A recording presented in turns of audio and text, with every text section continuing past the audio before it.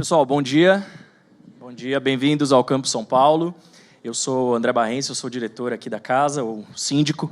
E acho que essa manhã a gente tem um privilégio super especial de receber a Mônica Santos, que é a diretora de recursos humanos do Google para a América Latina inteira.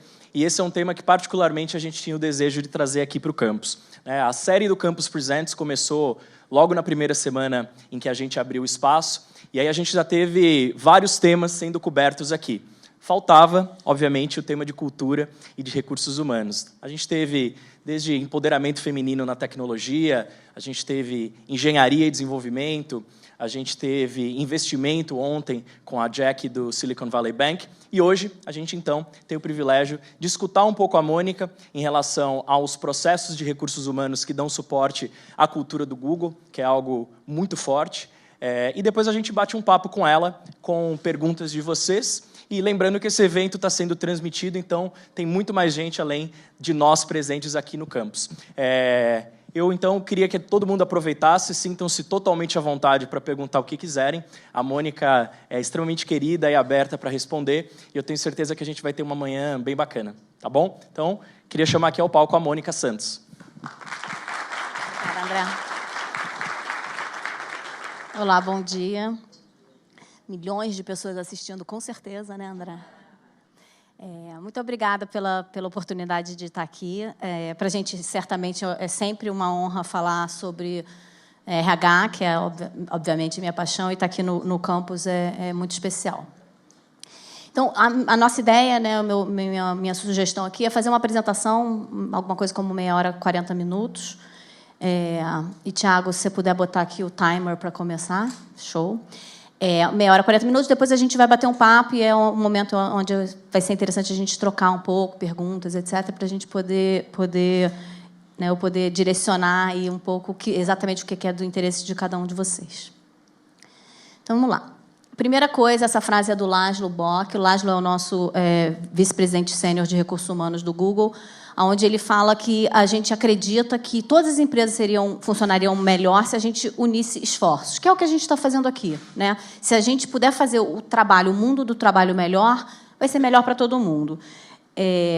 Por isso, eu acabo falando bastante em eventos, etc., porque não para ensinar como fazer as coisas, eu acho que não é esse o nosso papel. Algumas coisas funcionam no Google muito bem e não vão funcionar em outros lugares. Tem coisas que a gente também precisa melhorar. Então, o mais importante para a gente é essa troca. Eu acho que se todos os lugares forem ótimos lugares para se trabalhar, todos nós seremos mais felizes, né? Então, o que eu queria falar, isso como um disclaimer, eu não estou aqui para ensinar nada, eu estou aqui para contar como a gente faz as coisas, né?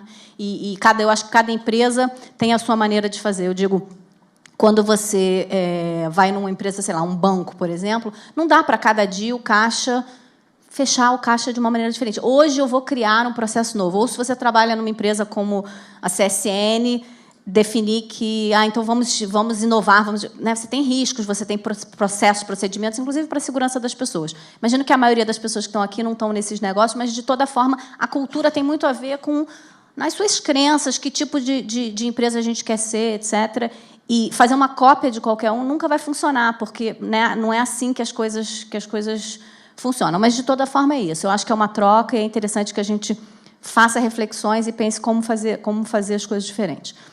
Imagino que muitos de vocês já conheçam a história do Google, mas eu gosto de falar porque ela explica muito como o Google é a nossa cultura. O Google começou em 98, Larry e Sergey, jovenzinhos, estavam fazendo doutorado em Stanford. Então, muito da forma como o Google funciona, opera, tem a ver com esse começo, um ambiente acadêmico, jovem, de questionar, né? Você imagina alguém que está fazendo doutorado, você está o tempo todo perguntando, desafiando o status quo, desafiando as coisas como elas são, né? E isso vem para o Google. Quando as pessoas que têm a oportunidade de visitar o campus lá em Mountain View, veem um ambiente que parece mesmo uma universidade, gente de bermuda, de chinelo, de bicicleta, muito esse clima jovem que permeia as relações e certamente tem muito a ver com como eles começaram e as crenças deles. Se a gente pula agora para 2016, o Google mudou muito, obviamente, né? Cresceu muito, mas não perdeu algumas coisas, e uma das coisas que a gente gosta de frisar é que na carta que o Larry e o Sergey fizeram quando a gente fez o IPO, em 2004, eles falaram: a gente não é uma empresa convencional e a gente não pretende ser uma. A gente quer, como empresa, continuar uma empresa diferente, inovando, e isso vale para todas as áreas, inclusive para a área de recursos humanos. Está sempre se repensando. A gente não quer ser uma empresa tradicional e a gente tem que cuidar para que isso não aconteça. Conforme você vai crescendo, obviamente que você precisa ter processos, não dá para fazer... Mas, de toda forma, a crença de que a gente quer sempre estar pensando e sendo diferente dentro da nossa maneira de ser, definitivamente continua sendo válida, e a gente tem que cuidar disso. Acho que uma coisa importante quando a gente fala de cultura precisa ser cuidada, que nem uma planta. Você não pode deixar solto, você tem que estar... E muito do nosso papel, meu como recursos humanos, dos gestores, dos funcionários, é cuidar disso. Estar alimentando e podando as coisas que a gente acha que não são boas e que a gente não quer. Se o Google tivesse um currículo, esse poderia ser o nosso currículo. Então, tem endereço, como eu falei, a sede fica em Mountain View, na Califórnia. A nossa missão, que é conhecida por todos os funcionários, faz parte do nosso DNA, organizar a informação do mundo e torná-la universalmente acessível e útil. A gente agora brinca, inclusive, que informação do mundo, será que isso não é muito limitante? A gente começa a fazer, explorar Marte, etc. É sempre curioso. A gente está sempre... E a outra coisa que aconteceu também há uns anos atrás, a gente começou a falar... A gente está com projetos, quando a gente tinha o Google X, que agora é X, é uma empresa separada no Alphabet, que a gente começou também a fazer coisas que talvez não se encaixassem nessa missão. E aí a criação da Alphabet, da Holding, ajuda, porque o Google, continuamos concentrados em organizar a informação do mundo e torná-la universalmente acessível e útil. E acessível também é interessante, porque fala também do nosso desejo e esforços para ser uma empresa diversa, com diversidade tem muito a ver com acessibilidade. Mais de 61 mil funcionários espalhados em 100 escritórios em 50 países. No Brasil, a gente tem 2, em Belo Horizonte e aqui em São Paulo. A ferramenta de busca fala mais de 58 línguas. Os números são sempre muito grandes. A gente fala de bilhão, porque também, para a gente, isso é importante. Quando a gente faz as coisas, os produtos, etc., a gente está sempre pensando isso. Como escalar? Como que isso pode servir? Não são problemas que... Eu não sei o quanto que o Bertia falou dos projetos da engenharia quando ele estava aqui, mas a gente está sempre pensando em escala muito grande, porque a gente quer resolver problemas complexos que ninguém nunca pensou para população potencialmente do mundo todo. E entre os hobbies, definitivamente, fazer piadas de 1º de abril é uma coisa que o Google gosta e sempre cria coisas novas. Então, falando da cultura, eu poderia botar 3 pilares como importantes para a gente. O primeiro é a missão, já falei, todos os funcionários conhecem a missão do Google, é uma coisa importante, a gente está sempre pensando nisso, em como trabalhar dessa forma. A gente não tem valores, é interessante isso. Muitas empresas têm os valores que é um quadro que tem 5, 6 valores, dependendo da empresa, camiseta, etc. A gente não tem. Quando você pergunta para os funcionários do Google quais são os nossos valores, é muito interessante que pessoas diferentes vão dar respostas diferentes, mas todas elas se somam e contam o que é o Google. A gente não tem palavrinhas-chave, mas a gente tem vivido, uma vivência. Outra coisa, transparência. Transparência, para a gente, é chave, e a gente faz isso através de comunicação. Então, por exemplo, a gente tem o nosso chairman, o Eric Schmidt, uma vez por trimestre, sempre que tem a reunião do board do Google, ele apresenta para todos os funcionários como foi a reunião, qual foi a agenda, o que foi discutido. Isso é muito interessante, porque a gente tem muitas empresas que procuram o Google falando: eu quero ter que a minha empresa seja mais transparente. O que eu faço? Não é isso. Por exemplo, abra o que está sendo discutido na reunião de board, que normalmente é uma reunião fechada, secreta, etc. Não, mas eu não posso fazer isso. Bom, então você não está querendo ter transparência. A gente pensa assim, são 61 mil pessoas, mas a gente continua tratando todo mundo da mesma forma do que quando éramos 5, 10 pessoas. Ou seja, você tem que confiar no teu funcionário, tratar ele como adulto e eles vão corresponder. Se a gente infantiliza as pessoas, se a gente desconfia delas, elas também vão corresponder. Obviamente que coisas podem acontecer, né? Pode ter um leak, pode ter... O que você tem que fazer é tomar ação, né? Se alguém fizer isso, bom, consequências acontecerão, mas é muito pequeno, é mínimo. A gente acredita de verdade que, ao ter transparência e ao criar essa sensação de que isso aqui é da empresa, da comunidade, não é para a gente compartilhar, que as pessoas vão seguir, porque a gente, né, é uma via de mão dupla. Uma coisa que a gente faz são as reuniões, tanto globalmente quanto no escritório aqui do Brasil, reuniões semanais de comunicação, onde a gente fala do lançamento dos produtos, o que está acontecendo. Aqui em São Paulo, a gente traz muita gente para falar, pessoas de fora, que vêm trazer ideias diferentes, sejam... né, tem de tudo, tem desde... cozinheiros famosos, personalidades do YouTube, políticos, pessoas engajadas em alguma causa. É muito, muito rico, porque a gente está sempre também abrindo a nossa cabeça e pensando coisas diferentes. E, nesse espaço, a gente tem sempre a oportunidade de dialogar, de fazer perguntas. A gente fala, não existem perguntas que não podem ser feitas, né? Tudo pode ser perguntado e a gente vai responder. É muito melhor você saber o que está acontecendo e você receber uma pergunta difícil e você poder responder ou resolver o problema que está criado, não importa o que seja, do que a gente não saber. E aí é o que a gente sabe que as empresas têm, rádio peão, rádio corredor, as pessoas estão falando, se elas não estão falando para você, elas vão estar falando. Então, é muito melhor abrir o canal e saber o que está sendo dito. E, algumas vezes, a resposta é nada será feito, mas deixa eu te explicar por quê. Né? Não necessariamente você vai sair correndo e resolver o problema, não é tão simples, mas não importa. O que importa é você saber e você ter esse diálogo, ter essa conversa. E aí, o terceiro pilar é voz. É interessante, eu falei, né, que tem um diálogo onde eu abro muita informação. Então, como eu estava falando, você tem que estar aberto para ouvir de volta. A gente faz muita pesquisa, tudo que a gente faz no Google, a gente manda uma pesquisa, a gente quer saber como foi, a gente quer a opinião das pessoas, a gente faz pesquisa de clima, quem faz os planos de ação são os funcionários. Então, dar essa oportunidade, porque se eu faço a pergunta, se eu faço uma pesquisa, eu preciso depois atuar, né? Pior do que não perguntar, não fazer nada a respeito. Então, isso faz parte da nossa... São 3 coisas super importantes que tem a ver com isso, com a relação, como a gente trata, como a gente lida e como a gente responde, né, aos funcionários. E aí, para mim... Essa, na minha opinião, a chave do sucesso para o Google é recrutamento e seleção. Então, se fosse escolher um processo para falar, definitivamente recrutamento e seleção. Estava até conversando com o Paulo, né? Aqui a gente faz todo o nosso recrutamento internamente. A gente, raríssimas as situações, a gente contrata alguém para nos ajudar, um executive search, headhunter ou qualquer coisa assim.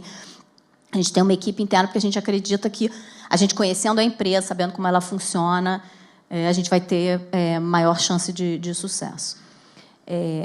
Recrutamento é a coisa mais importante porque, se você contrata as pessoas certas, o impacto que elas vão ter é infinitamente maior do que se você contrata pessoas erradas. E eu gosto muito do exemplo. Se você está na área lá de recrutamento, né, qualquer empresa, vai contratar, por exemplo, de uma assistente, uma secretária.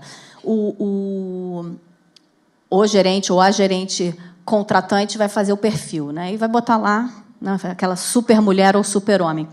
Precisa de inglês fluente, espanhol fluente, experiência organizando eventos, experiência com viagens, blá, blá, blá, blá, blá. Aí a área de recrutamento começa a procurar, não acha, difícil encontrar uma pessoa com todas essas características. 3 meses depois que está procurando, o contratante fala: ok, já entendi, está difícil. Então, não precisa falar espanhol. A questão da viagem, tudo bem, a gente tem agência de viagem que ajuda, eventos, a gente tem uma agência também que pode organizar eventos. Então, basta o inglês. Já. Passou mais 6 meses, você não encontrou, então não precisa do inglês. E é o que a gente fala, você tem que saber qual é o critério, o que você precisa. Se eu preciso de inglês, se eu preciso de espanhol, se eu preciso... Eu vou precisar hoje, vou precisar daqui a 3 meses, vou precisar daqui a 6 meses, vou continuar precisando. Então, eu não posso abaixar o critério, mas eu também não posso criar um Superman. Tem coisas que as pessoas podem aprender. Então, por que não definir quais são essas coisas básicas e o resto que a pessoa vai aprender? Bom, a gente vai ensiná-la, vai ajudá-la, vai dar as ferramentas, etc. E aí, uma coisa que a gente faz para assegurar que a pessoa que está contratando, que está, muitas vezes, desesperada, eu preciso de alguém sentado aqui, qualquer pessoa serve, não baixe essa régua. Então, a gente faz isso tirando do gerente o poder e da tomada de decisão, que é um choque. Quando eu entrei no Google e quase todas as pessoas, como assim quem está contratando não é quem toma a decisão? Não, ele é uma voz no processo. Então, o nosso processo são 4 entrevistadores, é uma coisa também que mudou no passado. Era engraçado, os funcionários do Google falavam, tinha quase que uma... Quantas entrevistas você fez? De 18? Eu fiz 20. Era quase que né? Tinha toda uma fama no mercado que precisa de 1000 entrevistas. A gente fez um estudo e na apresentação depois eu falo, a gente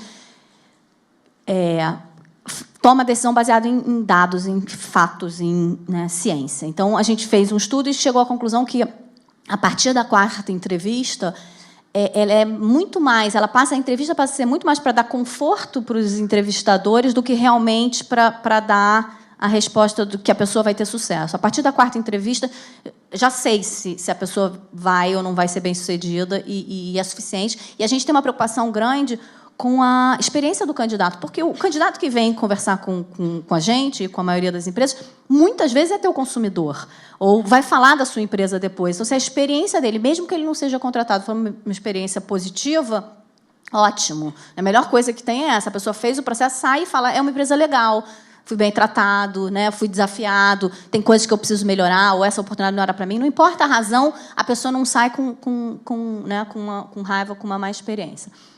Então, são 4 entrevistadores. Um deles, sempre a gente diz que é cross-functional, que é de uma área que não é a área que está contratando, porque aí também é uma pessoa que não tem um interesse direto, não é alguém que está precisando, que tem uma visão que está pensando no Google. A gente contrata para a empresa, a gente não contrata para aquela área.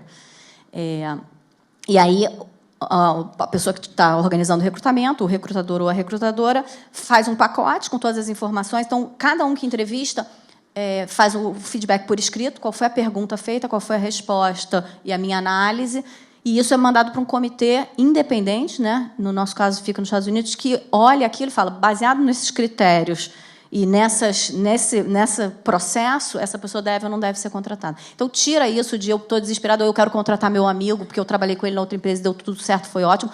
Talvez sim, talvez não. Então, isso é super importante e relevante. Quando a gente está procurando... uma outra coisa importante. Quando a gente está procurando, vou falar desses 4 elementos, tem uma outra coisa que, para a gente, é vital também, que eu demorei a começar a fazer, e, depois que eu comecei, fez todo o sentido.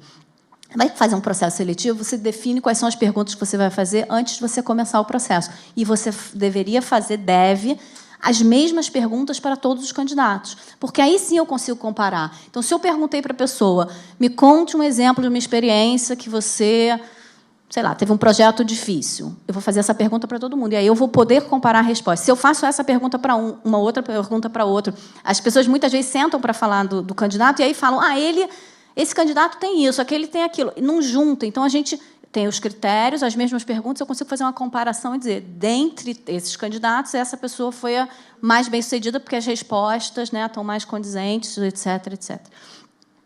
Então, no processo seletivo, a gente procura essas 4 coisas. Outra vez, isso é o que funciona para o Google. Cada empresa vai ter as suas necessidades. Capacidade geral cognitivo, o que é? Basicamente, capacidade de resolver problema, inteligência, capacidade de... perante um desafio, como lidar com ele. Essa é a que eu falei. Quando eu vou contratar alguém, muitas vezes a pessoa não está 100% pronta, ela não tem todo o conhecimento necessário, inclusive porque coisas que a gente vai estar fazendo daqui a alguns anos, hoje nem existem. Eu olho para trás, é a mesma coisa. Hoje a gente tem produtos no Google que não existiam antes, então eu não poderia nunca ter contratado alguém que soubesse isso.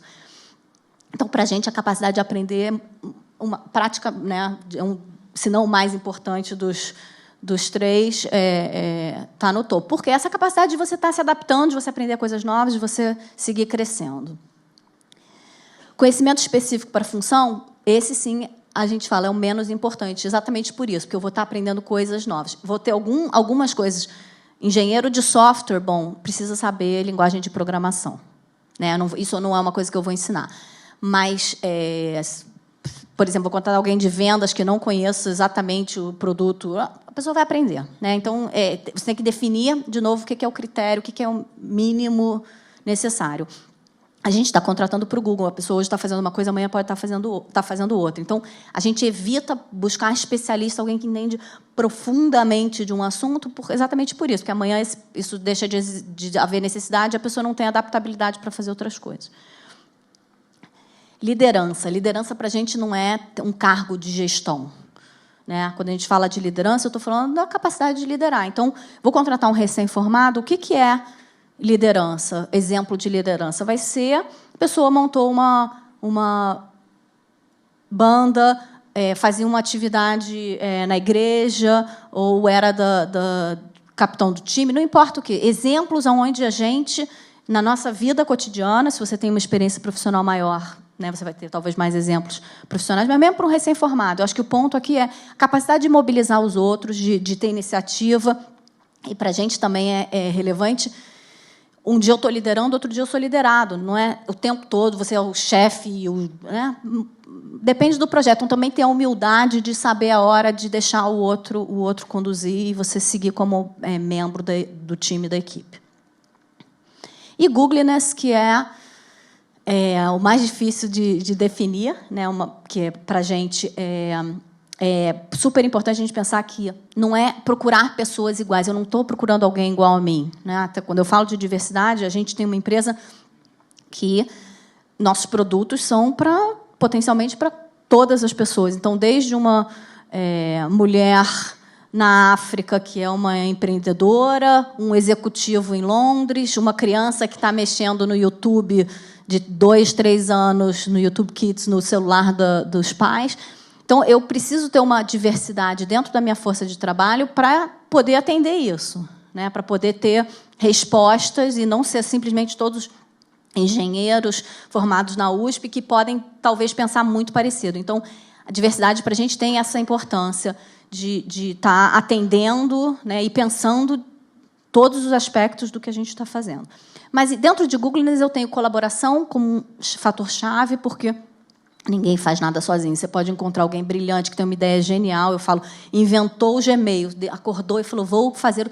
Bom, tive a ideia, mas para eu desenvolver o produto, para eu lançar o produto, eu vou precisar de um monte de gente. E é até interessante, no Google, cada vez que alguém manda um e-mail falando de um projeto que foi lançado, a lista de pessoas que participaram é enorme. Por que isso? Outra vez, ninguém faz nada sozinho. Então, pessoas que são brilhantes, mas que não têm capacidade de se relacionar, que sentam e trabalham numa empresa como o Google, não vai dar certo. E outras características, mas, basicamente, aqui é você, como empresa, identificar o que faz sentido no teu ambiente. Né? De novo, tem empresas que talvez a pessoa não sei, mercado financeiro, ele vai lá, faz um super negócio, ganha milhões, está ótimo, não tem problema que ele não se dá bem com mais ninguém. Naquele ambiente, isso não é um problema. Para a gente, seria. Né? Então, eu comentei isso. Todas as nossas decisões são baseadas em ciências e dados. O que é isso? A gente quis trazer para a área de recursos humanos o rigor da engenharia, da ciência. Então, a gente... e até porque os nossos... a nossa empresa é uma empresa que nasceu e é uma empresa de engenharia, né? Eu tenho todas as outras áreas, mas o coração, o core dela é engenharia. Então, não adianta eu chegar e falar, eu acho que um bom gerente é alguém que é assim, assim, assim.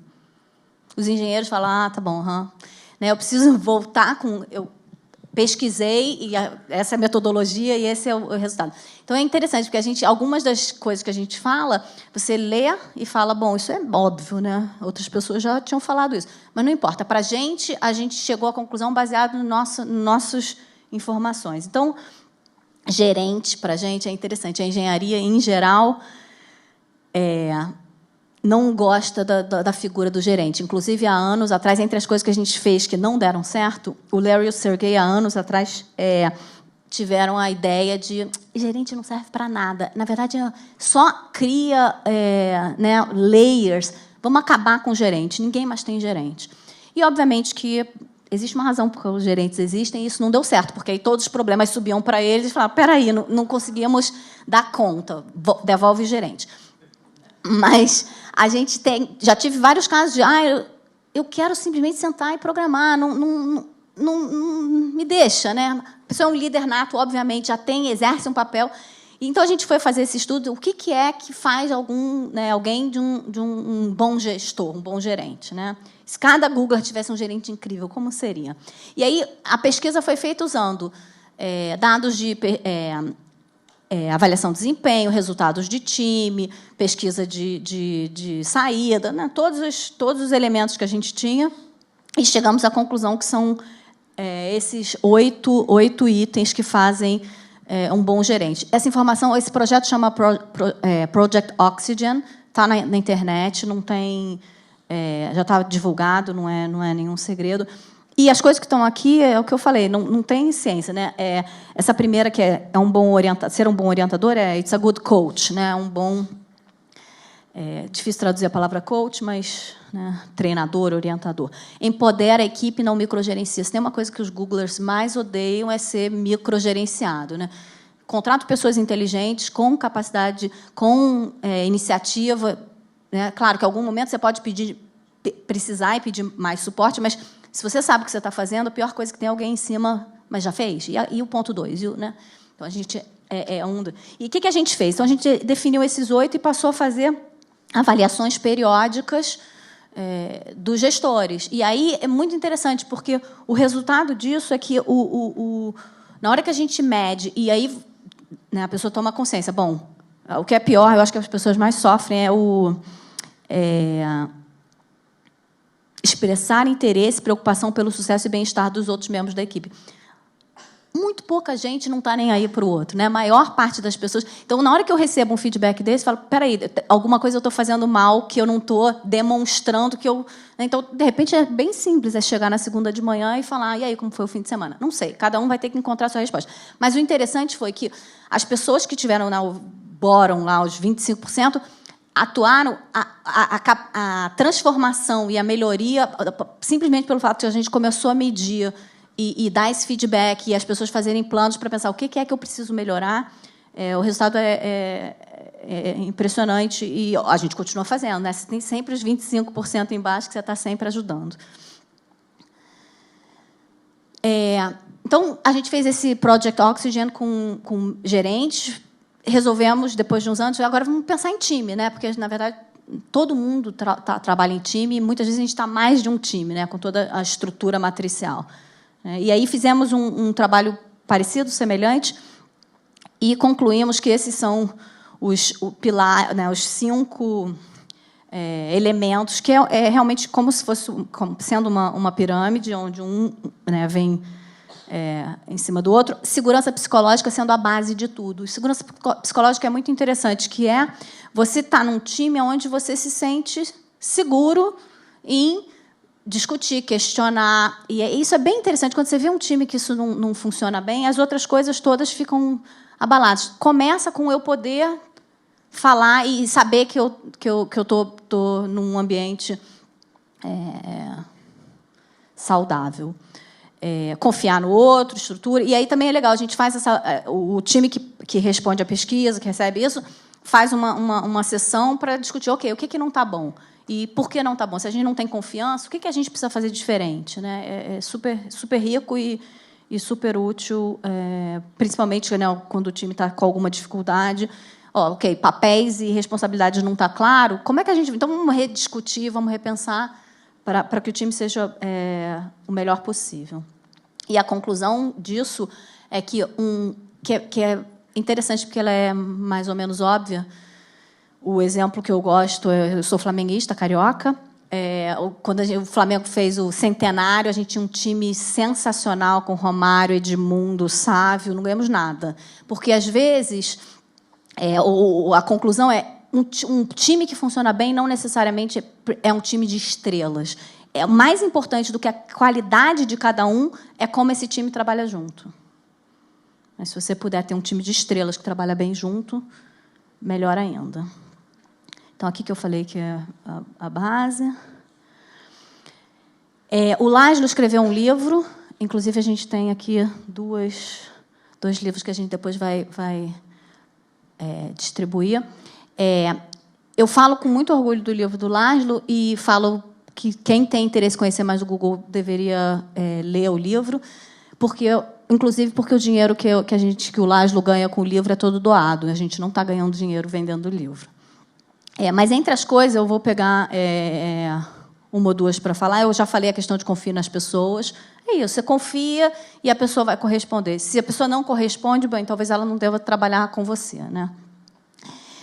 O 3 ele é interessante. Contrate pessoas melhores que você. Isso é muito interessante, porque requer da pessoa que está contratando, inclusive, autoestima e segurança, né? Eu fiz isso. Eu tenho hoje 2 pessoas na minha equipe que são sêniores, que são ótimas e fazem muitas coisas muito melhor que eu. Isso só me engrandece, faz com que eu aprenda mais e a gente cresça junto. Se você contrata gente para você se sentir o rei da cocada, a pessoa, isso não vai te empurrar para cima, né? Contratar pessoas melhores que você, inteligentes, que vão te desafiar, que vão trazer, é o que faz todo mundo crescer. A outra coisa, eu vou mencionar o 7. Pague salários diferenciados. Isso também é interessante. A gente tem uma cultura... eu estou fazendo a mesma coisa que ele, devia ganhar a mesma coisa. Eu estou fazendo a mesma coisa que ela, devia ganhar a mesma coisa. No esporte, a gente não pensa assim, né? Você pega ninguém acha estranho que o Cristiano Ronaldo ganhe muito mais do que o zagueiro, que é um zagueiro ok, ou que o Federer ganhe muito mais do que a maioria absoluta de todos os outros tenistas. E na empresa a gente fica, às vezes, muito cauteloso, muito cuidadoso. Mas, no fim, é isso. Pessoas que têm um impacto muito maior, sim, devem ser remuneradas melhor. E você deve incentivar para que todas tenham oportunidade de ter um impacto enorme. Mas a gente acredita nisso. Eu vou, sim, remunerar melhor quem traz mais resultado.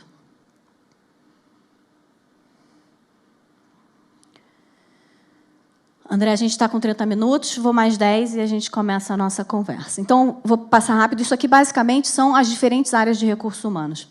Vou começar com a visão geral de RH, a hierarquia de necessidades, em vez de ser do Maslow, do Lászlô, que essa pirâmide, assim, RH eficaz. Esse desenho são hemácias, né? O que é o RH eficaz? É o RH que funciona, que tem o básico, que faz o que é esperado bem, né? Se você tem dentro do teu RH a folha de pagamento, felizmente eu não tenho no Google, fica na área financeira, mas para quem tem, você tem que estar pagando as pessoas bem no dia corretamente, né? É o básico.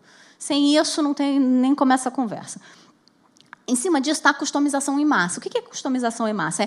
Cada cliente tem uma necessidade diferente. Eu não posso ficar inventando um processo diferente para cada um. Mas, sim, eu posso customizar e encontrar soluções que são para cada um daqueles times atender aquela necessidade. O RH começa a ficar especial quando a gente entra nessa antecipação. Antecipação, o desenho que está ali atrás são batatas fritas, porque tem um episódio do... Eu sempre esqueço o nome do seriado. Mas tudo bem, próxima vez escrever na mão. 30 Rock, lembrei. Que a estrela do programa lá do canal de televisão chega para a assistente, que trouxe o hambúrguer para o almoço, e fala: aonde estão as batatas fritas que eu não pedi para vir junto com o hambúrguer? Então, o RH, que tem a capacidade de antecipar isso, é eu entregar para o meu cliente uma coisa antes mesmo de que ele saiba que ele precisa. Isso tem coisas simples como, eu estou vendo que o mercado está caminhando para lá, tem uma nova... Eu vou começar a treinar as pessoas para quando chegar lá, elas vão estar prontas, em vez de eu chegar lá e falar: meus funcionários não sabem isso, preciso mandar eles embora e contratar funcionários novos. É um exemplo bem simples, mas é isso, você está antecipando a necessidade. Essa área, obviamente, a estrutura precisa ser reorganizada, precisa ser repensada. Antes que ele venha me procurar, eu já tenho ideias. Então, você trazer soluções antes mesmo que a empresa identifique isso como uma necessidade. E aí, o topo da pirâmide é o nirvana. O que é o nirvana para a gente? A gente tem como sonho e objetivo que as pessoas que trabalham no Google vivam mais porque elas trabalharam para o Google. Ou seja, são mais saudáveis, são menos estressados, são mais felizes, né? Como um pacote completo de que eu poderia até voltar. Se eu tenho gerentes excelentes, se eu tenho ótimas equipes, isso tudo ajuda para que as pessoas sejam mais felizes. Espero que vivam mais. Enquanto a gente não encontra a cura para a morte, que é um projeto que a gente tem. E aí, falando rapidamente dos nossos processos, né? Gestão de performance, a gente faz uma vez por ano uma avaliação, né, vou chamar 360, que ela não é usada para nota, para bônus, nada disso, ela é exclusivamente para o seu desenvolvimento. É super simples. Cada um faz a sua autoavaliação, eu escolho pares que vão me avaliar, né? Sendo 360, pode ser, inclusive, pares e subordinados, e depois o gerente olha isso tudo e faz a sua avaliação. E cada funcionário tem acesso a isso. E as perguntas são: diga uma coisa que a Mônica faz bem. Diga uma coisa que a Mônica precisa melhorar. Né? É bem simples. E é o que eu falo, quando você vai escolher as pessoas que vão te avaliar, escolha pessoas que vão te falar. Não adianta escolher só meus amiguinhos que vão falar bem de mim, isso não me ajuda a crescer, não traz nenhum valor. E o que é interessante desse processo, que a gente faz uma vez por ano, quando a gente pergunta para as pessoas o que você menos gosta, de escrever feedback. Dá trabalho. Às vezes, você tem, dependendo da pessoa, tem 20, 30 pessoas para dar feedback, é cansativo. O que você mais gosta? Receber feedback. Bom, então vamos continuar, né? Porque isso, você receber ele é super enriquecedor. Outra vez, não impacta na sua nota, no seu bônus. Então, você pedir para as pessoas e você receber um feedback construtivo vai te ajudar a crescer, a se desenvolver e, né, evita melindres. Remuneração e reconhecimento. Eu poderia falar de vários processos, mas escolhi falar do nosso peer bônus, que a gente tem um bônus onde qualquer funcionário pode reconhecer um par por alguma coisa que essa pessoa fez que foi excepcional, acima do esperado. Então, um exemplo que eu gosto muito teve um ano que a gente estava organizando a festa de Natal. E você tem um budget limitado, você precisa, né, do local, precisa de comida, precisa de decoração. E aí um grupo de funcionários falou: a gente pode ensaiar e tocar música e ser a banda da festa, não precisa gastar dinheiro com a banda. Bom, isso está acima do trabalho das pessoas, elas não estão sendo remuneradas para isso, é uma coisa legal. Depois da festa, a gente vai lá e dá um peer bônus para cada um deles. O valor do peer bônus é o menos importante. Claro, tem uma parte que é financeira, não é nada demais. O mais importante é o reconhecimento. Então, as pessoas imprimem esse certificado e colam. Tem várias pessoas, tem vários na mesa. Você tem a coisa do orgulho de estar sendo reconhecido por um par. Não é seu gerente dizendo que você fez uma coisa boa, é a troca entre as pessoas e criar, outra vez, esse sentimento de colaboração. Benefícios. O benefício que eu gosto mais de falar... e eu queria fazer também outro disclaimer. As pessoas, às vezes, ouvem as coisas e falam: mas o Google tem dinheiro, o Google é fácil você implementar as coisas. Esse que eu vou falar até custa dinheiro, mas eu acho que ele é tão legal que, se todas as empresas tivessem, seria tão bom. Mas tem muita coisa que a gente pode fazer que não precisa de dinheiro, que é só criatividade. Mas, dito isso, a gente lançou, há poucos anos atrás, um benefício adicional ao seguro de vida. Porque o que acontecia? Infelizmente, como eu falei, né, as pessoas, como não descobrimos ainda a causa da morte, as pessoas, às vezes, funcionários morrem. E é uma das coisas mais difíceis que tem para a área de recursos humanos e para a equipe em geral, porque você, às vezes, é uma pessoa jovem, tem filho pequeno, né, é o provedor da casa, né, tudo isso leva uma preocupação muito grande, como é que a família vai ficar. E tem, acho que, a ver com a cultura americana, as pessoas se juntavam e faziam uma vaquinha e doavam para o cônjuge, para os filhos, etc. Então, a gente implementou um adicional ao seguro de vida, que é, quando um funcionário morre, o cônjuge recebe metade do salário da pessoa por 10 anos e os filhos uma bolsa, que no Brasil é de R$ 1.500. Nesse período, exatamente para ajudar e dar tranquilidade. Ninguém quer morrer, né? Mas, se acontecer, você sabe que a tua família vai estar amparada, vai estar cuidada. Eu falo, não é uma coisa super cara no fim do dia, porque, graças a Deus, a maioria de nós não vai morrer jovem, né? Mas é isso, só queria comentar que eu acho que é bem legal e se o mercado todo tiver, eu acho que todo mundo vai ficar melhor. Treinamento e desenvolvimento. Uma coisa que a gente faz, falar que né, tirando a questão financeira, D2D é um programa que é Googlers to Googlers, que é funcionários, né, a gente tem um monte de gente aqui dentro que tem conhecimentos e conhece coisas de trabalho, mas também não de trabalho, tão rica. Por que eu preciso ir lá fora buscar conhecimento? Por que não usar isso? Então, esse programa, a gente tem, digo assim, dois elementos. Um é, eu tenho um conteúdo, eu preciso que alguém facilite, então eu tenho um voluntário, a gente treina essa pessoa e ela é um facilitador, ok? Ou ela pode até desenvolver um conteúdo que é ligado ao trabalho, mas a gente tem um lado também que não é ligado ao trabalho. Então, por exemplo, a gente tem em São Paulo, todas as terças-feiras, um funcionário que dá aula de forró, tem um grupo que vai. É isso, é voluntariado, a gente tem gente que dá aula dos mais variados assuntos, e é uma coisa assim, eu quero dar, eu monto uma turma, quem quiser ir vai, se ninguém quiser ensinar alguma coisa, ninguém tem interesse, vai morrer ali. Mas, no geral, cria essa comunidade. A outra coisa para a gente é super importante é a questão do espaço. Por quê? Porque a gente quer que as pessoas se relacionem e troquem. Eu recebo muita pergunta se a gente faz... vocês são um benchmark para home office. Como vocês fazem? Então, a gente não tem política de home office. O que é isso? Eu não quero que os funcionários trabalhem de casa o tempo todo. Por quê? Porque quando você trabalha de casa, eu acho que as pessoas ficam muito produtivas, né? Você vai limpar e-mail, não tem coisa melhor do que estar sozinho, concentrado, sem ser interrompido. Mas, para você inovar, para você criar, você precisa da troca. Então, você, às vezes, esbarra aqui, eu acho que o campus é um exemplo disso, né? Não é cada um trabalhando seu. Você está trocando com alguém, você tem uma ideia e dali surge alguma coisa, surge um projeto. Então, o espaço para a gente é importante por isso. A gente incentiva que as pessoas convivam para que essa troca aconteça. E aí, último slide, o que a gente... para que essa cultura funcione, a gente tem algumas ferramentas que nos ajudam, né? Então, o Hangout, com certeza...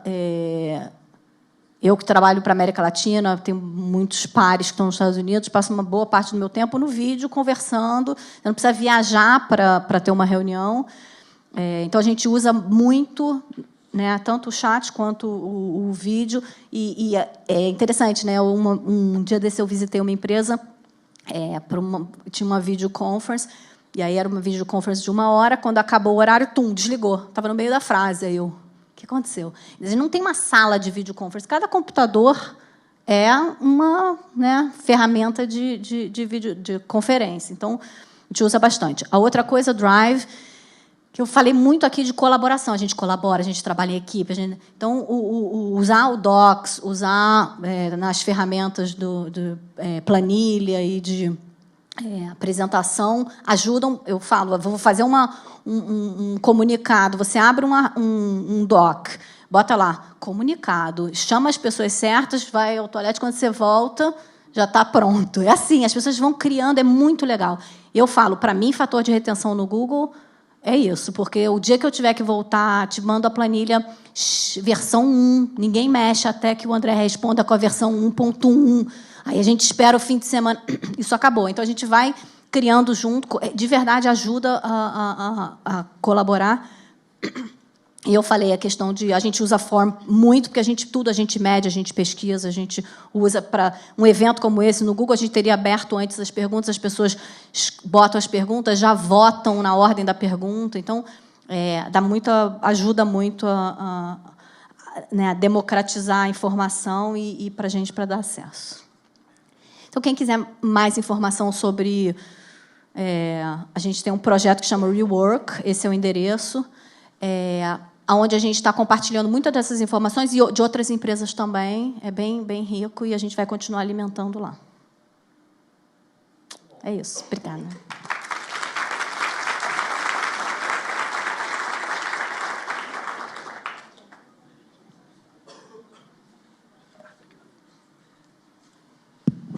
Pessoal, imagino que temos muitas perguntas, né? Mas eu queria... Não começa assim, porque se não tiver nenhum vai ser horrível. Mas eu queria aproveitar e dar uns pitacos. Eu queria perguntar aqui, quem da plateia é empreendedor? Tem startups? E o quanto que pessoas, recrutamento, seleção, cultura é uma dor? Quem sente, principalmente quando está crescendo? Eu acho muito interessante quando a gente olha para aquela foto do Sergey e do Larry, porque... ali foram as fundações de boa parte dessa cultura que você trouxe, e aí os processos foram construídos para dar suporte a isso.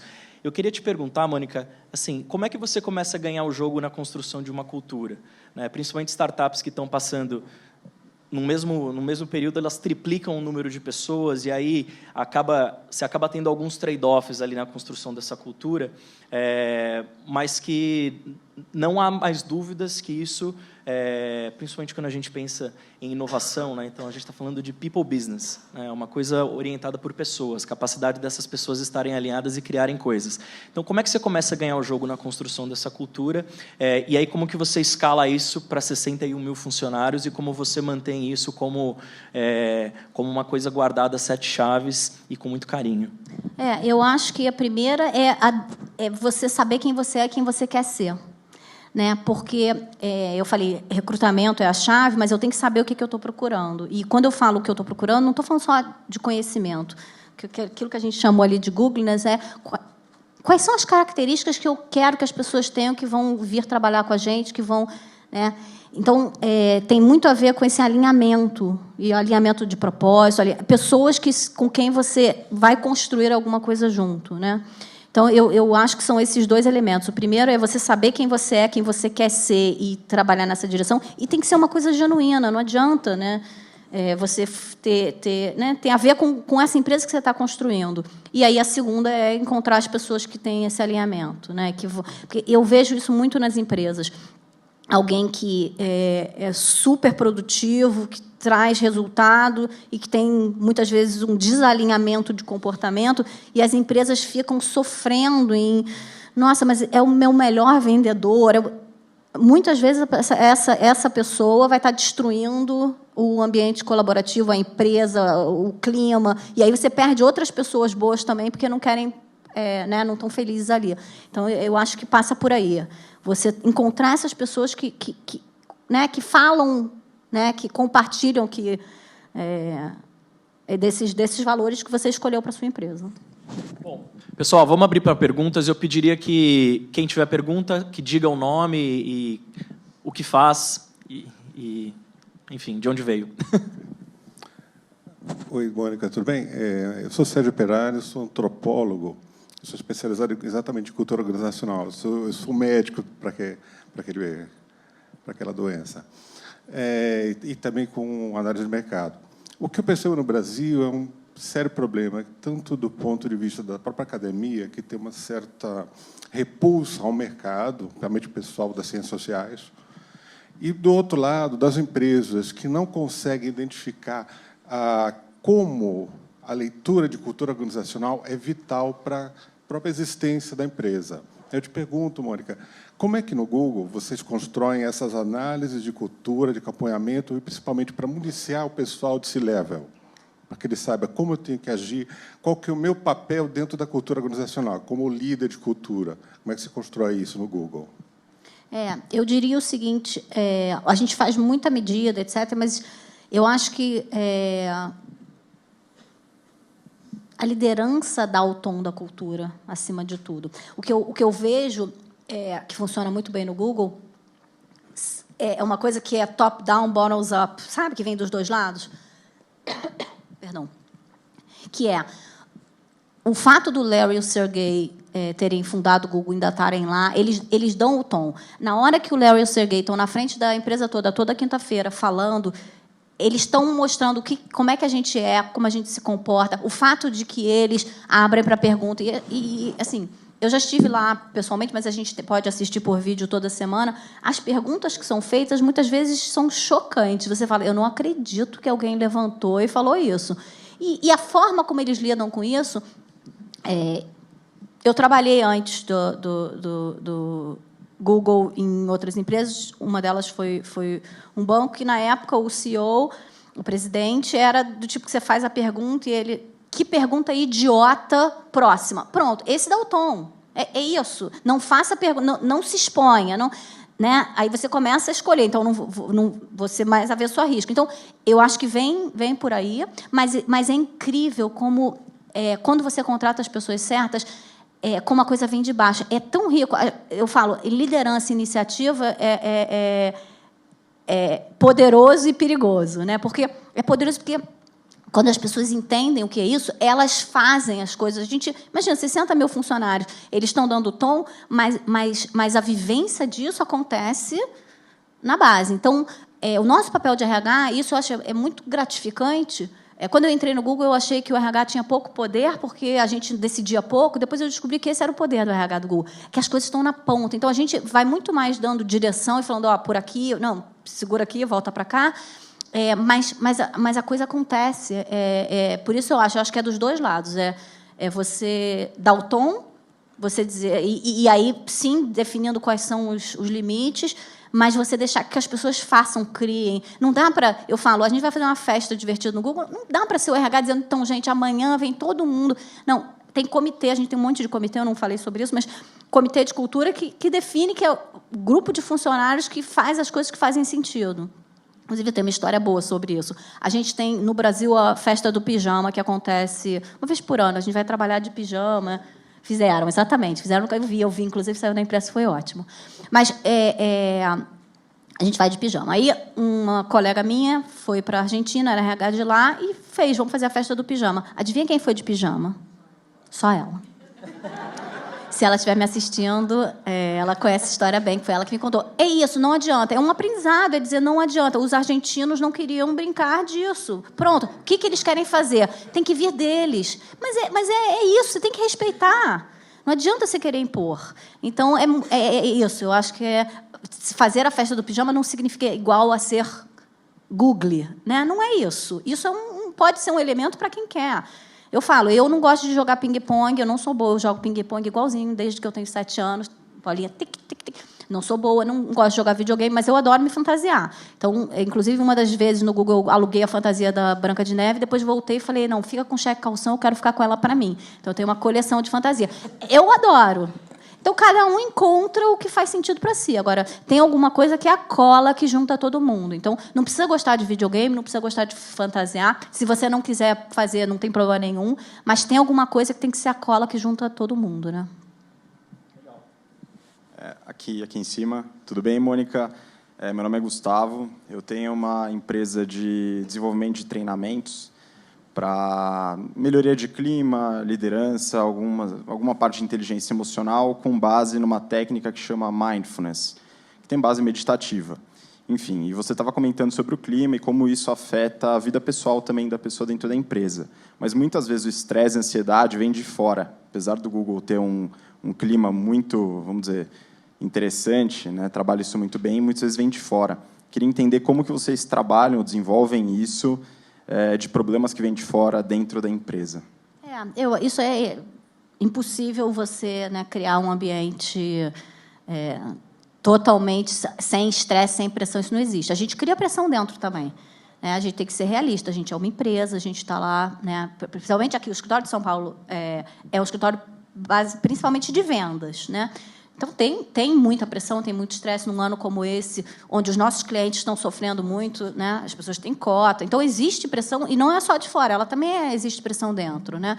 Porque você tem que entregar, né? Isso é uma coisa interessante também. As pessoas criaram uma fantasia, porque a gente mostra os escritórios coloridos, acham que bom, legal, vou lá, vou jogar ping-pong. Não é assim. Né, eu estou contratando pessoas inteligentes, realizadoras. Ninguém quer, eu falo, se eu tivesse que passar o dia assistindo filme e jogando, eu não ia ser feliz, né? Não é isso que eu quero e não é isso que os funcionários querem. A gente cria um ambiente para você poder, que fala muito aí de descompressão, mas um ambiente onde você pode ter momentos de deixa eu baixar, porque, né, o estresse ele existe pela cidade, pelos clientes, por dentro. Então, criar oportunidades que as pessoas possam diminuir isso. Eu acho que a relação das pessoas ajuda muito. Existem estresses que são necessários, mas eu não preciso, por exemplo, fazer uma reunião tensa. Temos um problema, pode ser uma reunião leve, as pessoas podem se falar com respeito, a gente pode atacar o problema junto. Né? Se você cria um clima onde finger pointing e agressivo, e aí todo mundo fica na defensiva, você está criando um estresse aí sim desnecessário. Acontecem coisas, problemas grandes, a gente tem que trabalhar, vamos trabalhar junto. E eu brinco com a coisa de você vir fantasiado, né? traz leveza também. Às vezes você está numa reunião... Minha irmã que uma vez falou, mas você fez reunião assim? Fiz. E se vier alguém me visitar, estarei assim. Então, todo mundo de peruca. É engraçado, é divertido. Vamos trabalhar sério, vamos resolver o problema, mas você pode dar umas boas gargalhadas no meio do caminho, entendeu? Então, eu acho que não existe solução, mundo perfeito, sem estresse, isso é impossível. O que você pode fazer é trazer elementos para trazer mais leveza. A Fê Calói está aí? Tava. Ela é uma super incentivadora e a gente montou um grupo de meditação. Também, funcionários, vai quem quer. Atualmente está meio-dia, tem um espaço lá, as pessoas vão, aí tem meditação guiada. Quando a Calói estava lá no escritório do Google, agora ela está aqui o tempo todo, mas quando ela estava lá, ela muitas vezes guiava a meditação. Então, você criar isso. Agora, não vou obrigar todo mundo, não vou ter necessariamente um número enorme de pessoas participando, mas quem está participando está trazendo essa leveza, esse bem-estar que esperamos que passe pelos outros, né? Mônica, bom dia. Primeiro, parabéns pela palestra, muito bacana. Meu nome é Marcelo, sou de uma startup chamada Convênia, que é um software na nuvem para gestão de departamento pessoal de PMS. Imagino que boa parte de manter a cultura seja, claro, recrutar as pessoas certas, mas também tirar as pessoas erradas rápido. E aí eu sempre ouço que o OKR ele não serve para bônus, nem para determinar demissão, gestão de talentos também não. A minha pergunta é, como que o Google demite? Da onde vem a informação para o Google demitir? Como que ele faz isso da maneira mais rápida para ajudar tanto o profissional quanto a empresa? A gente faz avaliações de desempenho regulares. Antigamente era trimestral, agora é semestral. Essa avaliação ela vai levar em consideração 2 elementos, né? O que e o como. Que para a gente é importante. Não é só... Por isso que, quando você fala o OKR não é levado em consideração, não só. Porque não adianta... É o que eu falei antes, de alguém que entrega, que tem ótimos resultados, mas que o como, a forma como se relaciona, não está legal, tem que ser levado em consideração de forma importante na avaliação. Então, essa avaliação acontece 2 vezes por ano, que é o gestor faz a avaliação, então, o gerente avalia o funcionário, e aí a gente faz uma reunião que a gente chama de calibration, onde todos os gerentes daquela área vão discutir as notas daqueles funcionários para calibrar, exatamente para assegurar que eu não tenho um gerente super rígido e outro super bonzinho quando a entrega das pessoas é equivalente. Uma vez que eu tenha feito isso, vamos dizer, eu faço num grupo aqui no Brasil, aí o gerente dessa área vai fazer no grupo da Americas, aí a pessoa de Americas... Então, a gente, obviamente, conforme eu vou subindo, eu não estou falando da avaliação da Mônica, né? Eu começo a olhar geral, vou falar dos extremos, etc. Mas isso ajuda a trazer a mesma régua. Essa avaliação ela é super importante. Se eu tenho... são 5 notas. Se eu tenho alguém que tem uma avaliação... que precisa melhorar, alguém que não está atendendo a expectativa, não está... o que eu vou procurar fazer é identificar por quê, e se é um problema de... Pode ser um problema de atitude, bom, aí você dá a oportunidade de dar o feedback para a pessoa e dá a oportunidade dela de mudar, pode ser um problema de motivação, pode ser... a pessoa está com um problema pessoal e está tendo... né? O que eu posso fazer? Como é que a gente vai lidar com isso? De repente, a pessoa precisa de ajuda externa. Pode ser um problema de competência, conhecimento. A pessoa não sabe fazer o trabalho, preciso treiná-la. Pode ser um problema de encaixe. A pessoa está na área errada, ela tem competências que não estão sendo aproveitadas aqui, ela pode ser mais bem-sucedida em outro lugar. Mas, no geral, então, eu faço essa avaliação e, se for o caso de fazer um plano, faremos um plano. E aí o plano vai definir, né? São essas as coisas que eu espero de você, isso que a gente vai fazer, como é que sai no final. E se a pessoa não estiver atingindo, a gente pode terminar tomando a decisão de interromper o contrato, terminar, demitir, whatever it's the word. Mas isso. O que a gente faz, que é cuidadoso, eu não vou chegar e falar, não está indo bem, manda embora. Primeiro, porque eu tenho uma dificuldade ou um trabalho enorme de contratar. Eu vou sempre assumir que a pessoa tem, né, uma pessoa inteligente, etc. Vou dar todas as ferramentas para que ela seja bem-sucedida. E o resultado disso uma boa parte das pessoas vira e segue, e isso não é mais um problema. Né, a gente, felizmente, erra bastante no recrutamento, mas, ao longo do processo, as coisas mudam. Você tem um desafio que você não tá atingindo. Como que a gente te ajuda a chegar lá? Então, a gente usa, sim, a avaliação de desempenho para tomar essa decisão. A gente só não faz uma decisão imediata. Foi mal na avaliação de desempenho, vai embora. Isso é quando eu estou falando desses motivos que eu mencionei. Se for um problema de ética, de compliance, aí eu também, claro, tenho uma grade, né, entre um problema aqui e um problema lá, mas, dependendo da coisa, aí sim eu posso fazer um desligamento sem dar nada, porque isso a gente não negocia. Mônica, bom dia. Paulo França. Aqui. Não estou vendo. Aqui na sua frente. Cadê? Está aqui. Eu sou consultor em recursos humanos, considerado também formador de opinião pelo IBOP, pelo Ipsos e outros institutos de pesquisa, e tenho leitores em 122 países. Eu gostaria de perguntar o seguinte, a parte de retenção de talentos, porque a previsão é que a economia volte a crescer, tanto do Brasil nos próximos meses, talvez também da América Latina, e você vai ter um desafio de reter talentos. Vocês têm também uma empresa que tem uma grande concentração de pesquisas e um grande laboratório que também faz projetos que tiram pessoas, como o carro autônomo, e também a robótica é uma coisa que hoje, no mundo inteiro, o Dr. Watson, da IBM, vai diminuir o número de pessoas nas empresas. Como é que você lida com isso? E uma última pergunta, quais são os projetos sociais que você abraça no Brasil, na América Latina, em prol das pessoas menos favorecidas, pessoas que têm rendas menores? Então, vamos por partes. Fica com o microfone, pode ser que eu precise de ajuda para repetir a pergunta. Muitas perguntas, às vezes, eu esqueço. Então, vamos lá. A primeira... Tem algo comum com você, sou flamenguista. Opa, aí sim. A primeira é a questão de que a economia vai recuperar. Quer dizer, o Google, no Brasil, a gente já está aqui há 11 anos. Então, felizmente, a gente sabe, pela nossa experiência, que essa crise né, a gente vai sair do outro lado, as coisas vão melhorar, etc. E a gente já viu isso há alguns anos atrás. O Brasil estava super bem, né, super competição, chegada de novas empresas, de concorrentes de talento nossas. Então, isso não é uma preocupação imediata. O que eu penso? Para mim, retenção é consequência. Não vou fazer um programa para reter as pessoas. Não, eu trato elas bem, né, e elas ficam na minha empresa porque elas estão desafiadas, porque elas gostam do que fazem, elas são bem tratadas. Faço uma remuneração competitiva, né, não adianta também ser tudo perfeito e as pessoas não terem dinheiro para ter uma vida digna. Então, é um pacote total, mas eu vejo dessa forma. Eu acho que retenção é consequência. Então, vou continuar. E muitas vezes é o momento. A pessoa chega num momento que ela fala, bom, eu quero alguma coisa. A gente já teve vários casos. As pessoas saíram do Google para empreender. Bom, isso eu não posso, dependendo do que for o objetivo dela, eu não consigo prover aqui. Tudo bem, faz parte. Estou criando um ecossistema.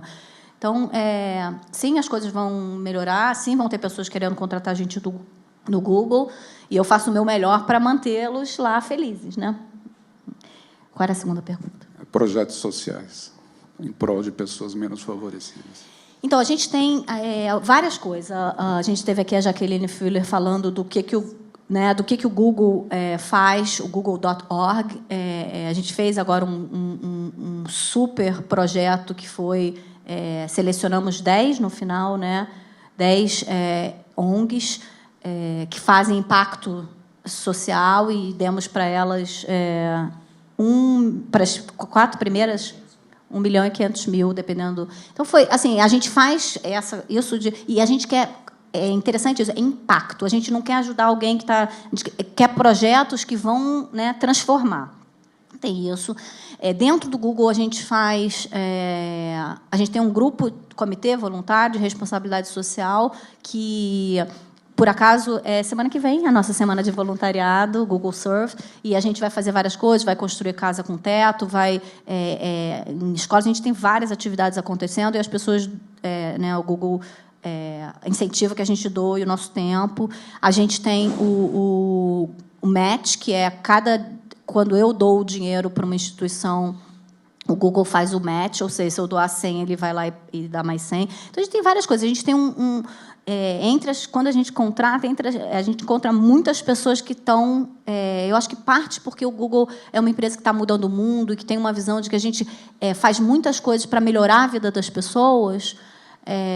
As pessoas têm isso como valor. E você tinha feito uma outra pergunta, que era... a coisa de que vai diminuir o número de pessoas. A gente não acredita nisso. Por quê? Porque o número de problemas no mundo não está diminuindo, e nem são pequenos, nem pouco complexos. E é muito legal isso. Eu vejo isso muito forte no Larry. Ele foi nosso CEO, agora está né, dentro da Alphabet. Mas, obviamente, ele, como CEO, era muito claro uma direção do como a tecnologia pode ajudar a resolver os problemas do mundo. Eu vou dar um exemplo que eu ouvi dele, que é tão simples, tão bobo, mas que é tão... por que a gente ainda tem torrada queimando na torradeira? Por que não pode botar um simples mecânico? Não, mas a tecnologia está aí para resolver desde isso. Por que ela não simplesmente desliga e você não... Né? Ela está rindo. Mas é isso. Mas a quantidade... Assim, a gente, um dia, se as coisas continuarem como estão, e eu espero que continue, a gente vai ter tem tanta oportunidade de melhoria, e o Google e outras empresas, esperamos que trabalhem nisso, que é uma coisa que eu amo. Algumas pessoas podem achar que é naive. Qual é a palavra? Desculpa, gente, a gente fala tanto inglês que eu fico com um vocabulário limitado. Desculpa. Ingênuo. Pode achar que é ingênuo, mas eu vejo no Google esse desejo de fazer um impacto no mundo. As pessoas têm ideias, a gente fala, vamos fazer, depois a gente pensa como é que a gente vai ganhar dinheiro. Não é uma empresa que começa em quero ganhar dinheiro, que ideia que eu vou ter. Então, por isso eu não acredito. O que eu acho que é um problema, e que é um problema grave, é a questão do déficit educacional. Eu tenho, sim, problemas grandes, e problemas complexos, e eu preciso de pessoas preparadas, e, infelizmente, uma grande parcela da população mundial não tem acesso à educação, e aí sim é um problema, porque se eu não tenho capacitação, alguns dos trabalhos básicos, sim, já estão terminando. Você olha em volta, o assessorista do elevador, né, e por aí vai. Que já não tem mais necessidade. Agora, então, muitos prédios você escolhe o andar antes de entrar no elevador. Alguém que fez isso a vida toda e não tem não foi capacitado para fazer outra coisa, é um problema. Mas, para o engenheiro, o que a gente está tentando fazer, inclusive, é incentivar mais pessoas a escolherem a engenharia como profissão, porque tem muito o que fazer. Parabéns pela resposta. Oi, Mônica. Meu nome é Pamela, aqui. Eu trabalho com Talent Acquisition na Ericsson, para a América Latina. Eu gostaria de saber como que é a licença maternidade e paternidade, se vocês tiverem. Se é uma licença global, uma política global, ou para a América Latina. Claro que respeitando as leis locais. Exatamente. Mas, enfim, para estar alinhado com a cultura de vocês, né? E se vocês têm um manual, um programa para ajudar os funcionários a receber... enfim, a saída dessa mulher e a volta da mulher também. Em relação à licença maternidade, a gente tem uma política global de um mínimo de licença. Porque é uma coisa que, para mim, foi surpreendente quando eu descobri. Os Estados Unidos não tem. Né? Tem empresa nos Estados Unidos que a pessoa é esperada voltar logo depois. Não existe uma lei que nem aqui, que você tem 4 meses, etc. Então, a gente tem um mínimo. Felizmente, no Brasil, com a licença de 4 meses, mais os 2 meses que você pode optar pelo INSS, etc., a gente implementou imediatamente, quando lançou, 6 meses. Então, são 4 meses pelo INSS, mais 2 meses que a mulher pode escolher, a gente está cadastrado. Então, hoje, a licença lá para as mães que querem, todas sempre quiseram, 6 meses. Licença paternidade são 4 semanas, 1 mês. Por enquanto é isso. Eu sei que tem bastante burburinho no mercado que está revendo isso. A gente, por enquanto, está com 1 mês para todos os pais, que é muito mais do que a gente tem pela lei aqui, né? Então, em relação a retorno, eu acho que a gente ainda pode fazer um trabalho melhor. A gente tem, sim, esperado que o gerente, a gerente, faça um acompanhamento, tanto da saída quanto da volta, mas eu acho que tem espaço para fazer mais. Opa, bom dia a todos. Mônica aqui. Eu me chamo Rafael, sou gerente de produto na empresa de cibersegurança, mas minha formação é mobile. Eu eu sempre programei e depois parti para a gerência. Você falou na sua apresentação umas 4 ou 5 vezes na palavra felicidade ou pessoas felizes. Eu li ano passado o livro do Laszlo e ele também cita muito isso, direto ou indiretamente, várias vezes. E felicidade é um negócio estranho porque é uma coisa que todo mundo quer, mas quase ninguém sabe o que é exatamente. E na cultura da Google, quais são as ações efetivas que... Hoje em dia, várias empresas estão falando isso, né? Em employee experience, experiência do colaborador e felicidade do colaborador. Mas aqui no Brasil, as empresas são um pouco old school e ainda não perceberam que essa é a chave do sucesso de uma empresa.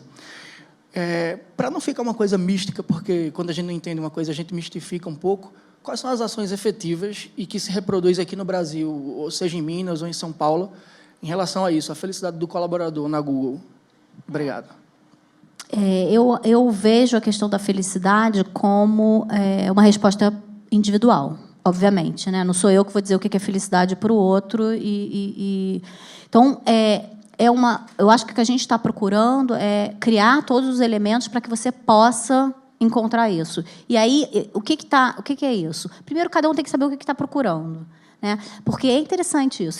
Se eu estou super feliz com o que eu estou fazendo, e eu conheço gente assim que fala, eu não quero o lugar do meu chefe, não é isso que eu estou procurando. Bom, então, se eu botar ele lá, ele não vai ficar feliz profissionalmente. Né? Então, é um pouco isso, é eu saber qual é a minha resposta para eu poder ir atrás e eu, como empresa, dar os elementos que as pessoas possam se realizar, sejam aprendendo, sempre desafiadas e aprendendo coisas novas, fazendo um trabalho que tenha significado, né? Vários elementos. Mas felicidade não é só isso. Felicidade não é só eu estou feliz no meu trabalho. Né? A nossa vida é muito mais do que só as horas que a gente passa trabalhando. Então, a gente tem vários elementos para ajudar as pessoas a encontrar isso. Às vezes, não é só a felicidade, eu te dar apoio nos momentos difíceis. Né? Então, eu tenho... por exemplo, um apoio de uma empresa externa que pode te ajudar quando você tem problemas financeiros, jurídicos ou psicológicos. No momento de crise, você liga, estou me divorciando, né, e preciso tanto de um acompanhamento jurídico, porque eu tenho dúvidas, ou eu vou comprar um apartamento. Então, dar apoio e elementos para que as pessoas possam, nos momentos também de crise, ter suporte. Mas eu acho que eu volto para o que eu falei. Eu acho que você cria um ambiente saudável, já é meio caminho. E aí cada um vai buscar a tua resposta. E se eu trago elementos, por exemplo, uma coisa bem concreta, todas as vagas do Google são anunciadas e qualquer um pode se candidatar a uma oportunidade. Eu deixo todo mundo competir em condições iguais. É diferente de uma empresa que eu falo, eu abri a vaga, mas eu já sei que é o André que eu vou botar lá, porque... Né, assim que funciona. E aí eu deixo uma pessoa feliz e muitas infelizes, porque eu não dei nem a chance delas participarem. Mas não tem uma resposta óbvia para a tua pergunta, dizer, a gente faz isso e todo mundo é feliz. Não é assim. E eu até falei a questão do ciclo. Em algum momento, eu não consigo mais fazer a pessoa feliz. E é a hora dela ir embora. Ela precisa também fazer essa escolha. E eu acho que, como empresa, o que a gente faz por exemplo, quem sair do Google pode voltar. Né? Não é o fato que a pessoa saiu para empreender que as portas estão fechadas. Porque tem ciclos. E é isso. A felicidade é você tá sempre atrás dela. Né? Não sei. Resposta difícil para uma pergunta difícil. Sou eu. Aqui. Meu nome é Patrícia Sá. Eu estou numa startup chamada Regenerativa, que está, inclusive, se candidatando aqui a ser residente do campus São Paulo. Que trabalha na área de empoderamento das pessoas para a economia regenerativa, que é a pós-sustentabilidade, vamos dizer assim. Foi até legal a pergunta que ele fez, né, porque eu estava pensando, dentro do Google, existem indicadores que estão ligados às metas, coisas que os funcionários têm que fazer para fora da empresa, que passem por esses indicadores mais subjetivos. Você falou de felicidade, né, que é extremamente subjetivo. Se existe essa preocupação, assim como tem com a felicidade, de estabelecer outros tipos de indicadores, e, no caso, vocês têm plano para isso, ou se já existe isso, quais seriam esses? Né? E eu queria fazer uma outra pergunta que ela, de certa forma, está ligada a essa. Você mostrou um processo seletivo que é muito ligado à cognição, a uma parte que é muito pessoal, que não tem a ver com o currículo. Mas como que você dribla esses processos de grande volume, que são feitos por database, que fica buscando palavra-chave, e hoje existe uma verdadeira indústria de treinamento de como montar um currículo cheio de palavra-chave para você sair da pilha que está lá na mesa do analista, né, do recrutador. Então, duas questões. Vou começar por essa, que é mais fácil. Primeira coisa que a gente fala que o teu currículo não deveria... Tem a questão da palavra-chave, mas que ele não deveria falar nada que não seja verdade. Porque é verdade que o currículo é a primeira... a tua carta de apresentação. Então, a gente olha o currículo, a gente faz uma análise de currículo individual. A gente não tem máquinas selecionando o currículo. A gente tem, se eu tenho uma vaga, alguém se candidata para a vaga, a pessoa que é o recrutador ou a recrutadora da posição tem acesso a todo mundo que se candidatou e a gente faz avalia. Se o currículo tiver erros, se tiver erro de digitação, inclusive, é possível que a gente diga não. Por quê? Porque se a pessoa que está... Eu só tenho uma chance, é o meu currículo. Eu tenho a vida inteira e todos os recursos do mundo, inclusive todos os meus amigos, para revisarem o currículo, e eu mando um currículo com erro, para a gente é tipo, bom, como vai ser o trabalho que essa pessoa vai fazer? Né? Então, coisas simples assim. Agora, para a gente, a questão da mentira ela é perna curta. Né? Você fala que fala inglês fluente, adoro. Aí você fala, posso te fazer uma pergunta em inglês? Já morreu, né? E depois a gente fala, mentira, a coisa tem perna curta, é isso. Mercado, as pessoas se conhecem, né? As coisas chegam rápido. Você bota lá que estudou em algum lugar que você não estudou, a gente vai também acabar descobrindo. Então, a gente não sei se isso nos afeta necessariamente na seleção. No currículo, talvez. Mas o que importa no final é o que você tem para entregar, né? A história que você tem para contar. Por isso, o nosso processo seletivo, na entrevista, a gente não faz teste, não faz nada. São perguntas, e a pergunta é: me conte uma situação que você... E, perguntas muito abertas, exatamente para ver como a pessoa lida com a questão da ambiguidade, falta de elementos, porque a vida é assim, no Google é assim, a gente não tem tudo formatado. Mas é isso. Então, outra pergunta, eu não sei a resposta. Eu não sei a resposta. Eu acho que a gente não... Você falou, como é que você está medindo, coisas que a gente faz fora. Eu não sei te dizer. Eu acho que... Não sei o que a gente está fazendo, se é que a gente está fazendo alguma coisa. Vou ficar devendo e vou pesquisar. Oi, Mônica. As perguntas estão ficando muito difíceis, eu já não sei mais as respostas. Vocês sentiram, né? As perguntas fáceis já foram todas. Meu nome é Alessandra, sou profissional de recursos humanos também. E eu tenho duas perguntas. Uma que, pensando no Google, eu lembrei do filme Os Estagiários. Então, a minha pergunta vai nessa direção: como que o Google está equilibrando essas gerações, né? Tanto dessa galera jovem que está chegando cheia de energia, de pensamentos, e uma galera um pouco mais experiente, que também, com certeza, contribui muito, se isso acontece. E como que você enxerga o futuro, que hoje em dia a gente não pode mais falar de 20 anos, né? Talvez os próximos 5 para o Google em recursos humanos. Então, eu não acho que a gente tenha um choque de gerações, porque a maneira do Google pensar e ser, ela vale para todas as gerações. Não importa se você tem cabelo branco ou se você acabou de sair da faculdade, eu acho que pode funcionar para todo mundo. Eu gosto muito de uma coisa que a Sofia Esteves, da Companhia de Talento, fala, que é: somos jovens há mais tempo. Né? Eu não acho... Claro que existem coisas que o jovem chega diferente, mas eu tendo a pensar muito mais que, quando a gente era jovem, a gente também era assim, imediatista, né? Todas essas coisas que são atribuídas a... O que eu acho que tem uma mudança importante que a gente está começando a ver é o fato das pessoas terem nascido os tais nativos digitais. Eu acho que tem alguma coisa que vai transformar essa geração que está agora com 4, 5 anos, com um celular na mão. Vamos ver. Quem está no mercado de trabalho hoje, não. Eu acho que é só jovem e que tem pressa e que você precisa ajudar as pessoas a dizer: veja bem, legal que você quer mudar de área a cada 6 meses, você ainda não terminou de aprender o que você tem que aprender, nem entregar. Então, segurar isso um pouco e acho que funciona. Eu acho que as pessoas talentosas crescem rápido, mais rápido que os outros, e sempre foi assim, sempre será. Então, Não é, e aí queria fazer um comentário sobre o filme. O filme, ele é muito o colorido. Essa é a minha opinião, tá? Não sou crítica de cinema, mas o colorido dele é o Google. A história não é. Eu tenho um incômodo muito grande com a forma como o gestor trata as pessoas. Cala a boca. Ninguém faz isso no Google. Aquelas pessoas, a forma como eles tratam os estagiários, elas não estariam lá, não trabalhariam lá, seriam demitidas. Sem chance de melhorar. Não, mas é sério.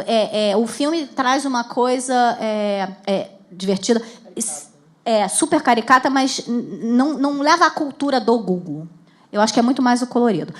Em compensação, o filme O Estagiário, esse filme, que é com Robert De Niro, ele retrata muito mais, porque a gente teve o Liu, para quem conhece do mercado de publicidade, que fundou a Liu Lara. O Liu foi ser nosso estagiário com 70 anos, ficou lá 1 ano. Aquele filme, sim, foi inspirado numa história verídica. Não a parte da chefe dele, não, mas o resto. Oi, Mônica. Meu nome é Jouse, eu sou analista de recursos humanos também. E as minhas perguntas são mais fáceis, tá? Ai, obrigada. Alguém de RH com perguntas de RH. Isso. A minha é uma curiosidade de quantos profissionais existem no Google hoje e quantos profissionais de RH compõem o quadro. E sobre a remuneração... No mundo? Não, no Brasil. No Brasil. E sobre a remuneração que vocês falam de pagar de um modo diferenciado, se vocês praticam isso na remuneração fixa mensal ou se isso é feito através de prêmios ou bônus pontuais. Tá, em relação à equipe, a nossa equipe é interessante, porque como tem algumas pessoas que são América Latina e outras que focam mais no Brasil, a gente não tem... o time que está sentado aqui atende muitas vezes a região. Nós somos 1.200 funcionários e a gente tem 20 e poucas pessoas em RH na região toda. Você acha muito? Pouco. Ah, tá bom, que bom. Eu também. Eu gostaria de ter mais gente. Inclusive, quem está resolvendo coisa de headcount aí, que está assistindo... Não, eu acho que a gente faz... Obviamente que é a parte importante também. Sendo uma multinacional, a gente tem muito suporte e recurso que não está baseado aqui. Então, a pessoa de remuneração, por exemplo, fica em Londres e ela me atende de lá. Então, a gente tem que ir atrás, mas podia ter mais. E a outra pergunta é em relação à questão... O que acontece? Eu faço revisões salariais, a empresa faz revisões salariais anualmente, baseado em resultado. Então, obviamente, quem tem melhor desempenho tem aumentos salariais maiores do que quem tem pior desempenho. Então, a tendência é, sim, ao longo do tempo, que eu vou remunerando melhor, e aí a pessoa vai sendo promovida mais rápido. Então, é uma consequência. Se você tem uma meritocracia, é impossível você pagar igualzinho todo mundo, mesmo no base, por isso, porque eu cada vez vou reconhecendo e isso não é um problema, não está contra a legislação. É ok, o que eu tenho que assegurar é que eu estou bem armado. Pessoal, em benefício do nosso tempo, podemos fazer mais 2 perguntas para a gente fechar? É bom que ficam mais para a Mônica voltar. Acho que é a minha vez. Vou ser uma das 2 últimas. Meu nome é Helena, eu trabalho com uma metodologia de solução de problemas que se chama Action Learning, e eu tenho estudado bastante sobre Management 3.0, Learning 3.0, coisas que venham a responder como trabalhar com esse contexto que está super VUCA, super volátil, super tudo. E eu vejo muitos elementos, quando você faz a sua apresentação, que vocês praticam no modelo de gestão de vocês. E aí, uma das coisas que também eles falam que está começando a acontecer dentro de empresas é essa tal da holocracia, que é uma empresa sem gestores formais, né? Pessoas com essa posição. E você falou que vocês tentaram e que não deu muito certo. Eu queria saber, assim, se você puder contar um pouco mais o que não deu certo, por que resolveu voltar a ter essa estrutura. Não sei se você tem uma estrutura piramidal, como é que funciona. A gente tem uma estrutura matricial bem complexa. Assim, então, eu, por exemplo, meu chefe aqui em Nova York, ele é o RH para a executiva que cuida de um segmento de venda. Só que eu estou sentada aqui, então eu sou RH para todo mundo. Então, tem uma complexidade enorme e a gente faz funcionar. Não existe nenhum modelo que seja perfeito, né? O que acontece no modelo matricial é que a gente trabalha muito mais por influência, né? Eu sou a head de RH, mas o RH não reporta todo para mim. Então, eu tenho que fazer através da influência, não porque eu sou sua chefe, eu estou falando. Nada no Google funciona. Mesmo o chefe direto que fala, eu sou seu chefe, eu estou falando, faz o que eu estou falando, e não vai dar certo mesmo. Porque é isso, as pessoas são todas... Né, eu tenho que influenciar para que as pessoas comprem a ideia e vamos trabalhar junto. E a ideia pode nem ser minha. Né?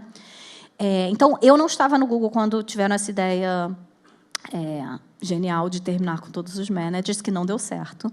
Eu não estava lá, então eu não tenho histórico para te dizer. Para mim, o que parece óbvio é que você precisa de alguém... A gente tem alguns experimentos no Google, nesse momento, de áreas autogerenciáveis, etc. Mas, no fim do dia, você, de qualquer forma, precisa que alguém tome uma decisão. Vamos resolver nossos salários, vamos fazer nossos aumentos? Bom, isso é o que acontece na...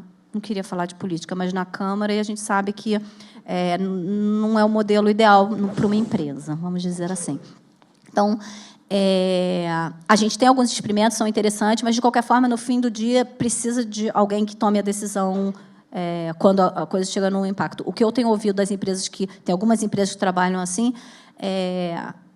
tem que ouvir o cliente dela para ver se está funcionando, né? Porque dentro a gente acha tudo lindo, maravilhoso, e aí qual é o impacto para o cliente? O cliente está feliz? Se o cliente está feliz e você está ótimo, mas às vezes fica difícil porque você precisa de que alguém. A gente fala isso no Google, a gente é muito de consenso. Vamos sentar e vamos discutir, mas não é consenso de vamos se convencer. A melhor ideia precisa ser escolhida.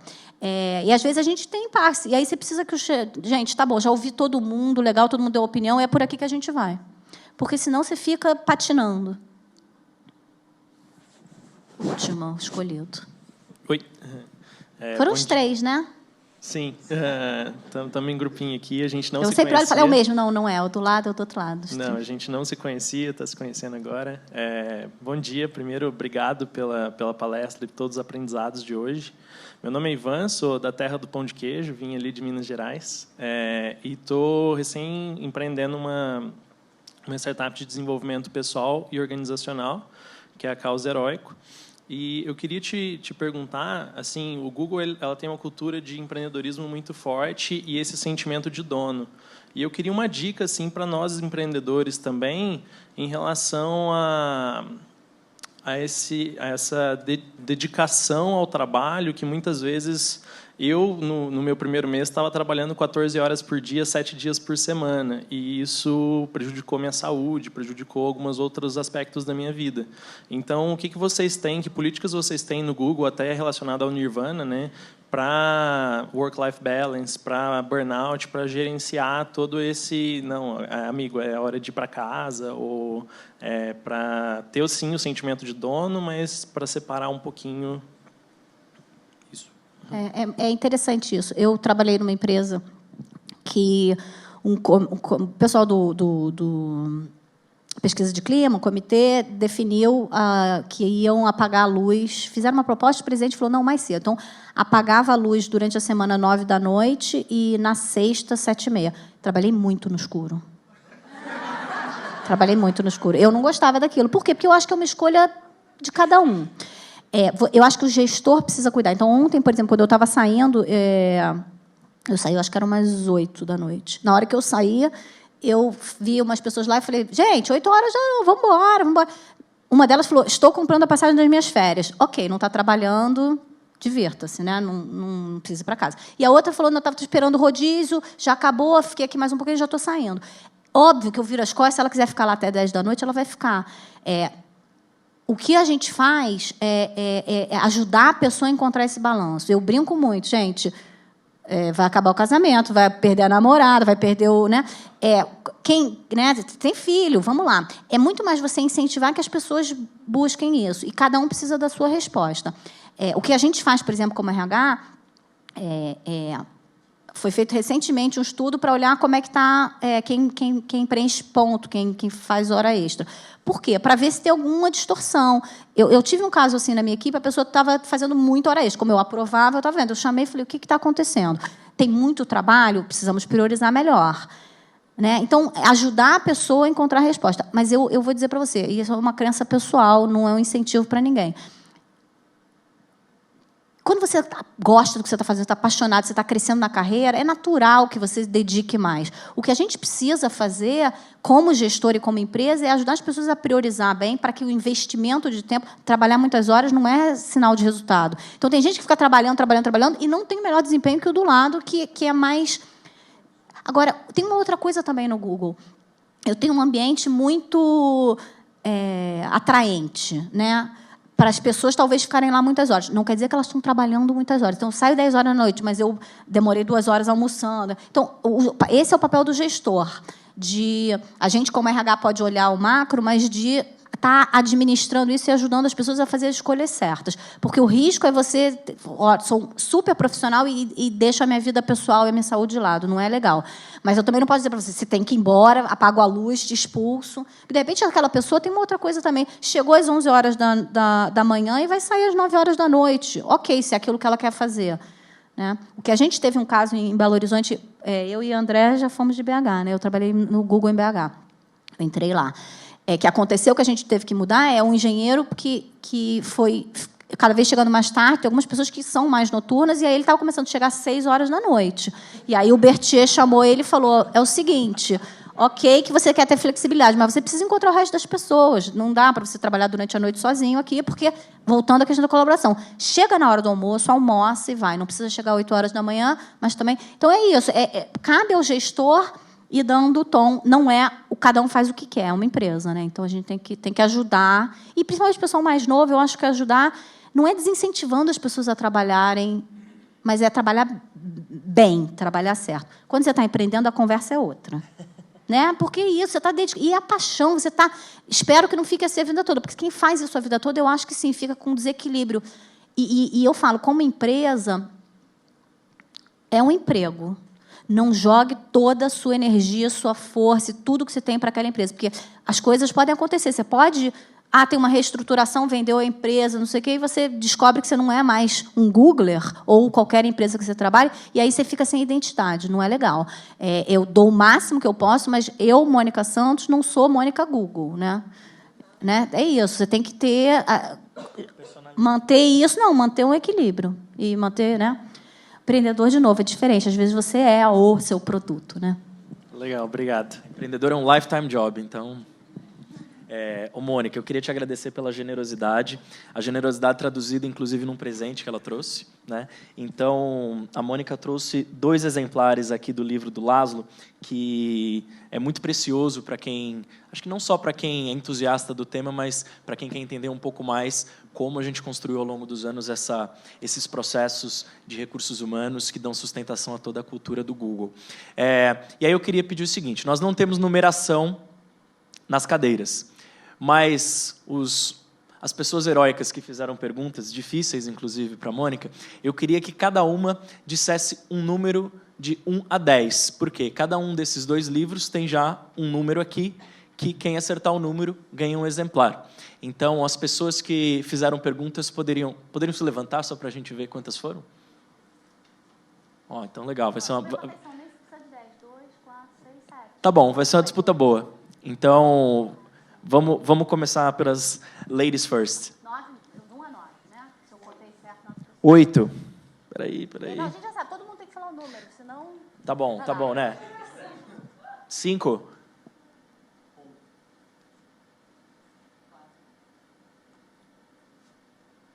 6. Qual que falta, né? Um já foi.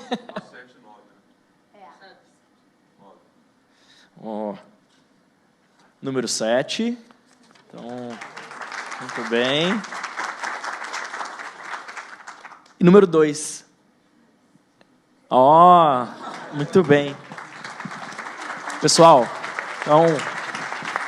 Bom, eu queria agradecer a presença de todos, eu queria fazer um agradecimento especial à Mônica por conseguir acomodar uma vinda ao campus. Ela tinha vindo antes da gente ter as portas abertas, acho que agora está bem mais divertido. Né? E dizer para várias pessoas que eu vi aí gravando, tirando fotos, etc., que todas as palestras dessa série do Campus Presents, elas são gravadas e são disponibilizadas no nosso canal do YouTube. Então, para acessar qualquer um dos recursos que a Mônica trouxe aqui, vocês podem, enfim, revisitar esse momento tão bacana que a gente teve hoje pela manhã, acessando o nosso canal, tá bom? E, Mônica, já fica o convite para você fazer uma segunda rodada, porque acho que ainda ficaram várias coisas para a gente tratar, tá bom? Obrigado, pessoal. Muito obrigada. E bom dia para todo mundo.